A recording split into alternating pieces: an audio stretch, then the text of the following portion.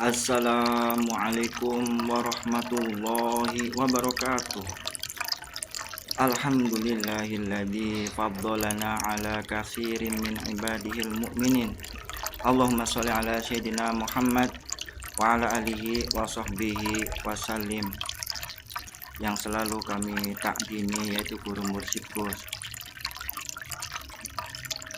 dan pula guru pembimbing-pembimbing batiniah dan jasadiahku semuanya. Tak lupa juga kepada rekan-rekan, sedulur, teman, saudara, dan kawan seperjuangan satu frekuensi, dan juga pemirsa yang selalu setia dalam mengikuti kajian ilmu tasawuf, jati diri, dan spiritual dalam channel Ahmad Zaki Sena ini. Selamat malam. Pada malam hari ini saya akan mengangkat suatu pembahasan tema, yaitu perlunya guru mursyid. Nah, bagaimana kita menganggap sesuatu kebutuhan dalam diri kita. Kalimat mursyid itu secara bahasa diartikan orang yang memberi petunjuk. Orang yang memberi petunjuk.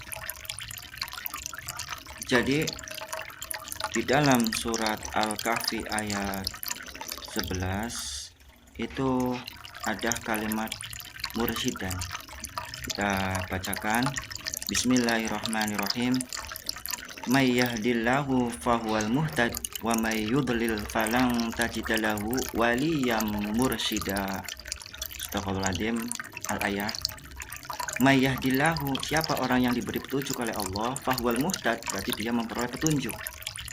Wa may yudlil, dan barang siapa yang disesatkan oleh Allah, falang tajidalahu, maka tidak akan memperoleh, tidak akan menemukan baginya wali yang mursyida, penolong, orang yang akan memberi petunjuk. Wali yang mursyida berarti orang yang memberi petunjuk. Jangan kita alergi ya kalau mendengar kalimat kata mursyid, guru mursyid ya. Ada yang menganggap saya mah nggak butuh mursyid atau guru mursyid, nggak butuh, ya silakan, tidak apa-apa, tidak menyalahkan. Nah, ini namanya juga kajian tasawuf. Kalau kajian tasawuf itu tidak lepas dari istilah guru mursyid. Demikian. Kalau mengingat ke guru mursyid, saya memiliki suatu cerita. Pada suatu saat saya masih sekolah ya, masih ada di dalam pembelajaran, masih mondok pada suatu pesantren. Pada saat itu saya ganggu oleh makhluk astral ya, makhluk goib. Di sana itu saya diikat, mau disakiti. Pada suatu ketika saya itu membaca suatu kalimat-kalimatullah, yaitu diantaranya itu surat Al-Ikhlas, terus surat ayat Al-Kursi. Saya membaca ayat-ayat Al-Kursi ya, ayat kursi itu bikin kacau, bikin error pikiran saya, bikin lupa. Pada saat kalimat wala yaudu hibduhuma wa huwal aliyul azim, saya itu digoncangkan dalam kalimat itu, goncangkan. Tapi setelah saya ingat kepada guru mursyid, wa ya abah anom, wa ya abah anom, wa ya abah anom, segitu baru mengucapkan gelarnya atau panggilannya, sebutannya, belum nama aslinya, itu langsung lepas pengaruh-pengaruh dari gangguan gaibnya, gangguan makhluk halusnya ya, langsung lepas. Begitu pula pada saat saya kan memiliki masa 2 periode guru mursyid, Aba Anom dan Aba Gaos. Pun pula saya pernah mengalami pula pada saat saya sudah selesai mondok di rumah, itu mendapat gangguan pula. Nah, saya menyebut lagi nama karena pada saat itu Aba Anomnya itu sudah wafat, sudah dipanggil oleh Allah, sudah selesai dalam pendidikan mengajarkan kepada murid-muridnya, sudah selesai tugasnya, diestafetkan kepada kelanjutannya yaitu guru Abah Gaos pun pernah diganggu lagi dengan kejadian yang sama. Saya menyebut lagi Abah Gaos, Abah Gaos, Abah Gaos, sehingga kepala itu langsung mental, langsung pudar pengaruh kegoiban itu, sehingga bisa terselamatkan, bisa dalam keadaan aman dan normal seperti semula.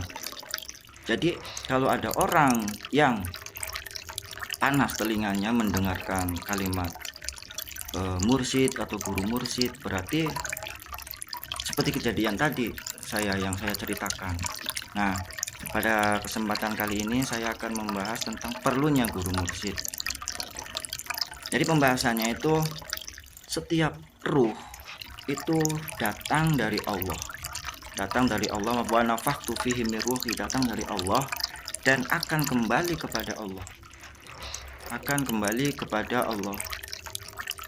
Sebagaimana kalimat inna lillahi wa inna ilaihi raji'un. Sesungguhnya kami semua datang dari Allah.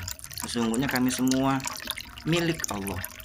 Ya, dari Allah, datang dari Allah, milik Allah, kepunyaan Allah, dan akan kembali fa inna ilaihi raji'un, dan akan kembali kepadanya pula. Tapi datangnya ruh itu dari Allah, datangnya itu kan dari Allah, kembalinya belum tentu kepada Allah. Belum tentu kepada Allah.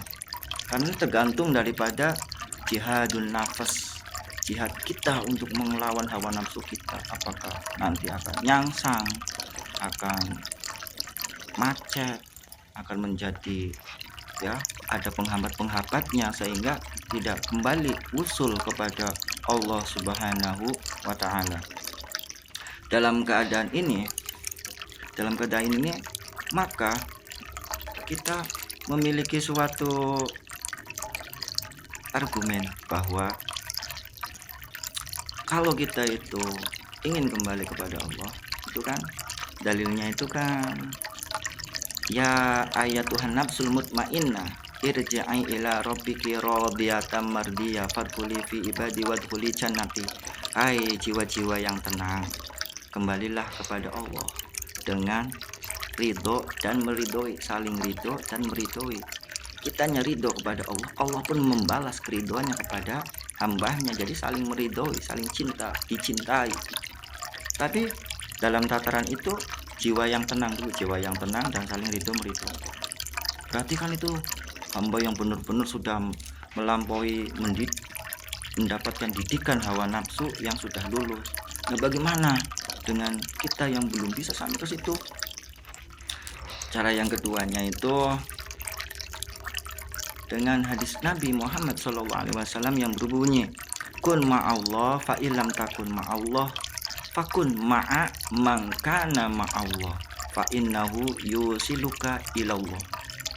Oke, kita akan mengartikan kun ma'allah, jadilah kamu itu selalu bersama dengan Allah. Maksudnya itu jadilah kamu itu wusul sampai kepada Allah, bersama dengan Allah. Fa illam takun ma'allah, apabila kamu tidak bisa bersama dengan Allah, fakun maka kamu bersama mangkana orang yang selalu ma'allah, orang yang selalu bersama dengan Allah.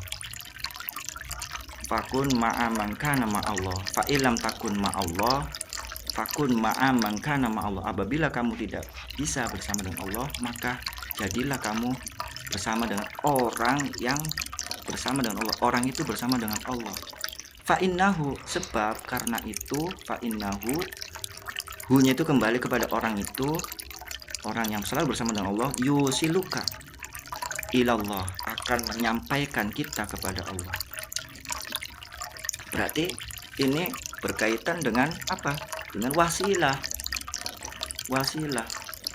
Bagaimana perintah Allah dalam ayat Al-Quran, ya ayyuhalladzina amanu taqullah, hai orang-orang yang beriman, bertakwalah kepada Allah. Jadi kita diperintahkan memang untuk menjadi orang yang bertakwa, ya, menjadi orang yang bertakwa. Wabtaghu ilaihil wasilah, apabila kita susah untuk menjadi orang bertakwa, wabtaghu, carilah wasilah, ilaihil wasilah, carilah wasilah, wajahidu fi sabilihi, dan berjuanglah di dalam jalan-jalannya. Maksudnya itu berjuang di dalam hawa nafsunya, di dalam amal-amalnya, di dalam amal solehnya, agar kita itu memperbanyak amal soleh dan mengendalikan hawa nafsu kita agar amal soleh kita itu sampai kepada Allah. La'allakum tuflihun, agar kamu menjadi orang yang beruntung. Nah, dari situ banyak sekali perintah-perintah agar kita itu untuk mencari guru mursyid, perlunya guru mursyid ya. Yang bagi yang nggak perlu guru mursyid pun, dan saya tidak menyalahkan, tidak ya. Saya diajarin oleh guru saya, jangan menyalahkan ajaran orang lain, jangan menyalahkan murid orang lain, guru orang lain, pendapat orang lain, tidak. Ini hanya sebatas menyampaikan suatu hasanah keilmuan tasawuf, karena channel saya adalah channel kajian tasawuf, jati diri dan spiritual. Lalu kita itu datang dari alam lahut ya. Alam lahut itu alam qudsi ya, alam suci, sebagaimana dalam perjanjiannya, alastu birabbikum qalu bala syahidna. Kata Allahnya itu, apakah aku ini Tuhan kamu? Alastu birabbikum qalu bala syahidna. Maka para ruh itu menjawabnya, qalu bala syahidna, betul, engkau itu adalah Tuhan kami, kami menyaksikannya. Nah, setelah ruh itu turun ke alam jabarut, alam malakut, alam mulki di dunia ini, setelah kita dewasa sekarang ini ya, kita sudah terkontaminasi, sudah tercampuri oleh hawa nafsu kita, melakukan perbuatan pelanggaran, kemaksiatan, dosa-dosa noda yang mengotori jiwa kita, yang mengotori hati kita. Nah, karena banyaknya dosa, banyaknya hawa nafsu yang belum terkendali, karena hawa nafsu itu pasti akan mengarahnya kepada keburukan, kesalahan, kemaksiatan. Maka itu akan menjadikan hijab-hijab kita untuk tidak bisa kembali kepada Allah. Bahkan bisa merusak amal perbuatan kita yang harusnya untuk Allah, hanya mengharap ridho Allah, ikhlas kepada Allah, diganggu oleh kotoran-kotoran itu, oleh hijab-hijab itu, noda-noda itu, agar jangan sampai ini amalan-amalan hamba itu sampai kepada Allah atau ikhlas kepada Allah. Maka dari itulah kita itu banyak sekali memiliki penyakit-penyakit hati kotor. Setiap manusia itu memiliki penyakit-penyakit hati, kecuali para nabi dan rasul ya. Kalau para nabi dan rasul dalam bimbingan Allah, maksum sifatnya itu terjaga. Walaupun nabi dan rasul itu memiliki kesalahan ya, memiliki kesalahan, tapi satu kesalahan itu langsung bertobat kepada Allah dan diampuni dan selalu, dan habis itu tobat benar-benar dijaga oleh Allah. Kecuali Nabi Muhammad, sebelum melakukan perbuatan ya sudah dibentengi oleh Allah, bimbing oleh malaikat Jibril, dan mendapatkan rahmat Allah, karena Nabi Muhammad pula tidak lepas dari gangguan setan. Hanya setannya itu ditutup dengan rahmatnya Allah, dijaga dengan rahmatnya Allah, sehingga setannya tidak bisa mengganggu Nabi Muhammad SAW. Nah, dalam hal keadaan itu, karena saking penyakit hatinya banyak, diabadikan, dijelaskan di dalam Al-Quran ya, dalam surat Al-Baqarah ayat 74 yang berbunyi Bismillahirrahmanirrahim, summa qasat qulubukum min ba'di dzalika fahiya kal hijarah aw ashaddul qaswah aw asaddu qaswah. Artinya apa? Summa qasat qulubukum, maka hati mereka itu menjadi keras, min ba'di dzalik ya, setelah itu menjadi keras, fahiya kal hijarah, bahkan lebih keras daripada batu, aw asaddu qaswah, bahkan lebih keras daripada batu, akan menjadi kerasnya seperti batu, bahkan lebih keras daripada batu itu. Terus juga dalam Al-Quran yang lain, Al-Baqarah ayat 10-nya, fi qulubihim maradun fazadahumullahu marada, maka di dalam hati mereka semua atau kita semua itu memiliki penyakit hati, dan penyakit hati itu apabila tidak diobati akan berkembang biak, nambah banyak ya, nambah banyak. Dan semua itu menjadi hijab. Kita kan tahu unsur manusia itu memiliki unsur jasadiyah, jasmania, atau unsur ruhaniyah atau batiniah. Kalau penyakit jasad ya, penyakit jasmani, pilek, mumet, endas kepalanya, atau demam, atau asma, atau penyakit jantung, penyakit liver, ya, penyakit kanker dan DLL dan lain-lain. Itu kan mereka disuruh untuk berobat, disuruh untuk berobat kepada dokter. Terus bagaimana pula kalau jiwa kita, ruhania kita memiliki penyakit, apakah tidak dibawa dokter? Itu kan, apakah tidak perlu dokter? Maka dari sini perlunya guru mursyid. Makanya nanti saya akan menjelaskan ciri-ciri guru mursyid biar kita nggak salah memilih guru mursyid ya. Terus pula Syekh Abdul Qadir Al-Jailani pada Sallallahu Nurani Sultanul Aulia pada zamannya itu mengatakan dalam kitabnya itu, ya gulam, wahai pemuda. Jadi kita itu orang tua dianggapnya pemuda semua ya. Ya gulam, safir, alfa, am, litas ma'a minni kalimatan, ya. Ya gulam, wahai pemuda, safir, berjalanlah, carilah, tempuhlah al-alfa'an, walaupun 1000 tahun, litasma, untuk mendengarkan minni kalimatin, ya, untuk mendengarkan dariku kalimat. Berarti tingkatannya Syekh Abdul Qadir itu adalah seorang mursyid pada zamannya. Untuk mendengarkan kalimat apa? Ya kalimat thayyibah. Untuk kalimat thayyibah itu apa? Kalimat thayyibah itu ada kalimat la ilaha illallah Muhammadur Rasulullah. Itu kalimat thayyibah. Maka disuruh untuk menanamkan zikir, ditanamkan zikir. Sesuatu yang ditanam itu pasti beda dengan sesuatu yang tidak ditanam. Sesuatu yang ditanam oleh ahlinya akan beda hasilnya dengan sesuatu yang tidak ditanam oleh ahlinya, ya. Jadi seperti itu butuhnya guru mursyid. Maka dari situ kita akan dibimbing oleh guru mursyid dari segala macam penyakit jiwa kita untuk disampaikan kepada Allah, untuk disucikan, bersihkan, dibawa, ditarik, dibimbing, dituntun oleh guru mursyid kita. Makanya saya akan menjelaskan syarat-syarat atau ciri-ciri guru mursyid. Ya, guru mursyid itu syaratnya yang pertama. Ya, syarat pertama. Jadi kita kalau mau mencari guru mursyid harus teliti, lihat-lihat. Karena guru mursyid itu adalah bukan suatu pangkat duniawi, bukan jabatan yang formal, bukan, ya, bukan sesuatu yang bisa diwaris juga bukan. Syarat guru mursyid yang pertama itu adalah alim, orang yang berilmu, ya, terutama ilmu agama. Nah, ilmu agama itu kan terdiri dari masalah tauhid, masalah syariat, masalah tasawufnya, ilmu tasawufnya. Nah, dari keutuhan keilmuan itu beliau menguasai, ya, ilmu kitab hadisnya, ilmu Al-Qur'annya, ilmu tafsirnya, tafsir, ya, Munawwir, tafsir Jalalain, semuanya, tafsir Jailani juga, ya, hadis-hadisnya, hadis sahih, hadis Bukhari, Muslim, hadis Hasan, semuanya dikuasain.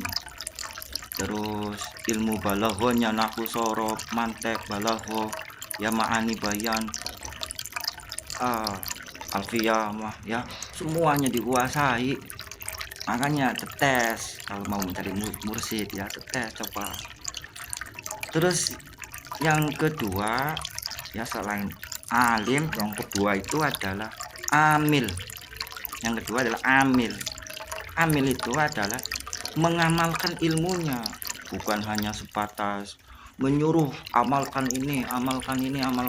Beliaunya sendiri, mursyidnya sendiri tidak mengamalkan, ya, berarti itu bukan guru mursyid. Jadi amil, beliaunya sudah mengamalkan, sudah merasakan, dan sudah merasakan jerih, perihnya, dan manisnya amalan itu, sudah menghasilkan. Nah, itu Jadi beliaunya sudah mengamalkan. Yang ketiga ya, yang ketiga itu adalah kholis. Kholis itu ikhlas. Beliau di dalam mengamalkan ibadahnya, di dalam berbakti kepada Allah, di dalam mengajarkannya itu adalah kholis, ikhlas, tidak mencari balasan dari orang ya. Dalam keterangannya dalam surat Yasin ayat 21 pun dijelaskan, ittabi'u man la yas'alukum ajram wa hum muhtadun, yang artinya itu ikutilah man la yas'alukum ya, ikutilah kepada orang yang tidak meminta kepadamu. Meminta apa? Ajron, balasan. Oh, ada guru mursyid, kamu harus bayar ini, bayar ini. Wah, berarti itu bukan guru mursyid, guru dunia, berarti guru dunia. Wahum muhtadun, dan maka kamu akan memperoleh petunjuk kalau mendapatkan guru yang seperti itu ya. Tuh, kholis. Yang keempat itu arif billah. Arif billah itu apa? Memahami Allah, usul kepada Allah, mengetahui segala sesuatu alam, dari alam malak, ada alam mulki, alam malakut, alam jabarut, alam lahut, alam kudsiyah, bolak-balik paham. Tuh ya, memahami arif billah itu paham dan mengenal Allah, berarti usul, sudah sampai kepada Allah. Tuh. Selanjutnya yang ke 5 itu kamil, mukamil.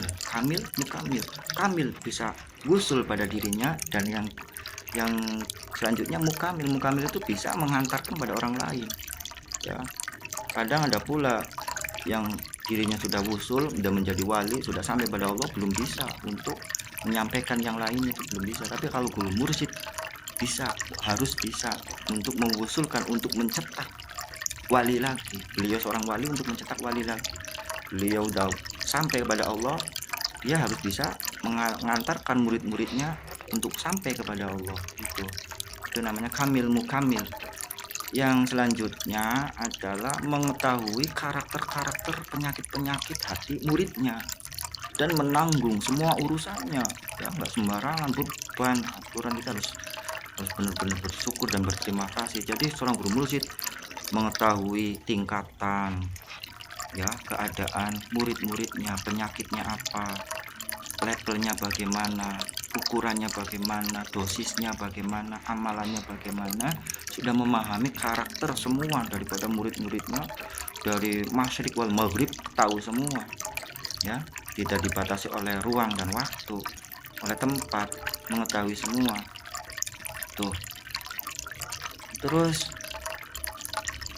adalah menanggung beban muridnya, ya sudah. Selanjutnya adalah orang yang soleh. Orang yang soleh berarti berkaitan dengan amil ya, orang yang soleh. Itu adalah ciri-ciri daripada guru mursyid. Jika kita menemukan guru mursyid, berarti kita termasuk orang yang beruntung. Sebagaimana tadi, wahum muhtadun ya, kita memperoleh petunjuk, dan juga kita termasuk golongan orang yang beruntung. Semoga kita memperoleh guru mursyid, membimbing hati kita agar bisa mengobati penyakit-penyakit hati kita, sehingga kita bisa mengikuti panutan ajaran-ajaran yang diberikan oleh guru mursyid. Biasanya tiada lain, tiada bukan amalannya ya zikir, amalan-amalan yang lain ya, amalan-amalan yang lain, dan juga manakib, cinta kepada para ulama, terutama Sultanul Aulia Syekh Abdul Qadir Al-Jailani. Semoga ada manfaatnya dari hasanah ilmu tasawuf ini yang membentuk mencari jati diri dengan semangat jiwa spiritual kita untuk mengharapkan kebaikan-kebaikan dari setiap proses harinya, seperti kita kupu-kupu ya, dari ulat yang begitu banyak menjijikkan atau menggatalkan orang, kita bertawakuf, kita mengamalkan ilmu tasawuf sehingga akan berbuah menjadi sesuatu yang indah dan di tempat-tempat yang penuh dengan wangi di bunga-bunga, dan membantu proses ya fotosintesis dan proses menghasilkan madu begitu. Akhir kalam, wallahu muwaffiq ila aqwamit thoriq. Wassalamualaikum warahmatullahi taala wabarakatuh.